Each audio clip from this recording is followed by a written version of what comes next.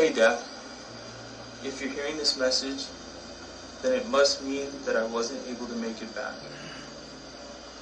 My work as a soldier has asked the greatest sacrifice of me.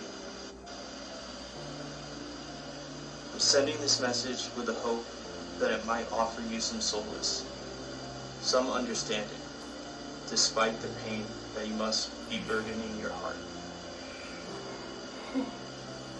Here's something I forgot to share with you for a while, Dad. I love you. Never did I say it enough while I had the chance, but it's something that has always resonated in my heart. In the face of the unknown, life in the military paints a very vivid picture from my childhood. I remember how we used to camp out in the backyard. I was barely bigger than the tent at the time. And you would point out the stars, and you always told me they were brave soldiers from a far-off world, forever shining down on us. It was those nights that shaped my dream to serve our beloved country. Not only that, but the fishing trips. Those early mornings where you teach me how to cast a line, telling me that patience and focus would surely get me a catch. Well, they did. The lessons and the fish alike.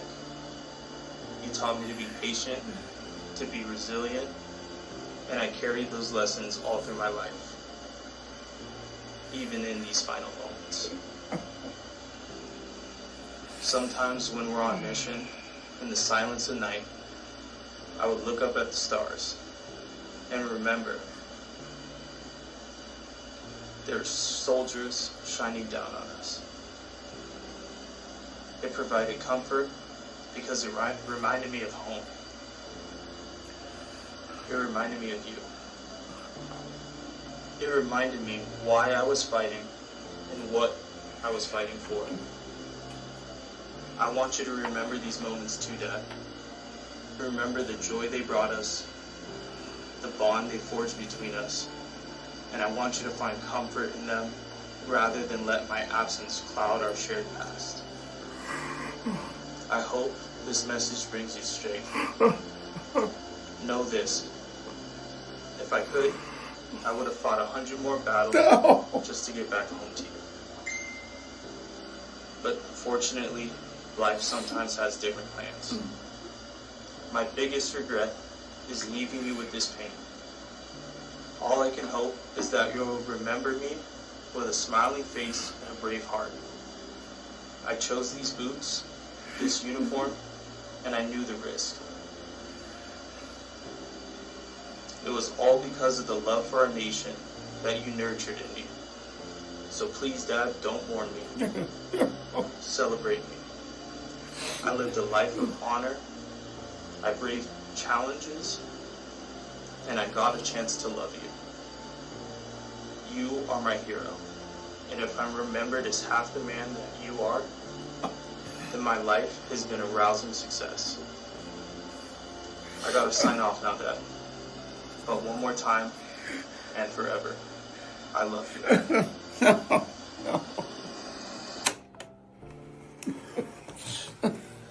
So that was Jeff's last message to you, Philip.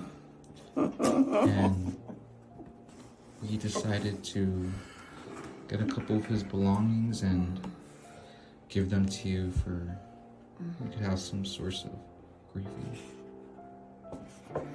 Oh, of course. Of course.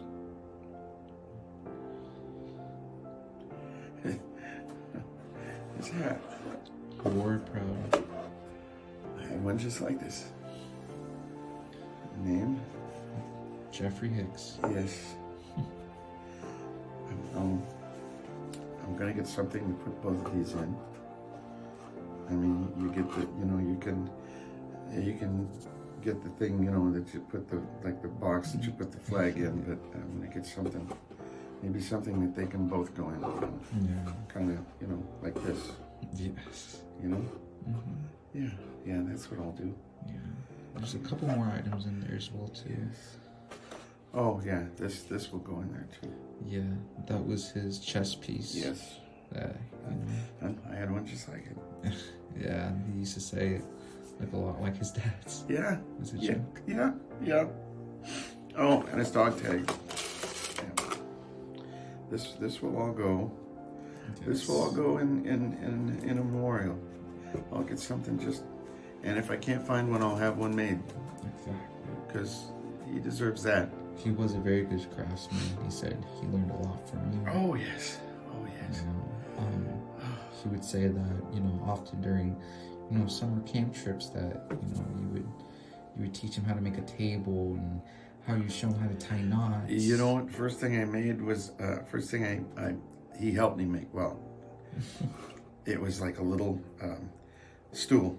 It was only about this big, but it's like you put your shoes on it, and you put your foot on it, and then someone will shine your shoes like that. It was really cute, and he loved he loved that he made it himself, and he really did. I didn't have to help him that much, just on the lathe and things.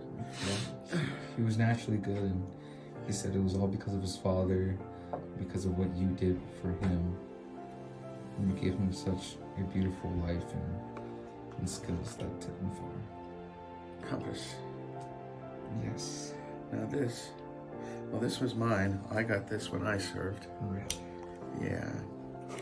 And strange as it might seem, there are a lot of military types that don't really have a sense of direction, and they need stuff like this. I remember we were in the desert. We were in a trench, and we all came up out of there, and there were no landmarks. We couldn't see anything. There was nothing to base, anything on that we could tell where we were. So I just pulled this out and followed the arrow. Yeah. It'll always bring you home. That's exactly what Jeff would tell us too. Yeah. He said that you gave him that, and he said that would be the only way to take us home, and it has saved our butts countless of times. Yeah, it always will. It'll never fail you. It'll never fail you. And now, oh no.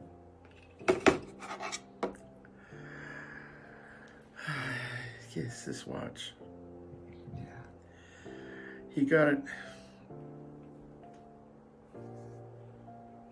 I gave this to him. It was his 16th birthday. He was, he liked it because we saw it in the store, and he liked it because it had the military.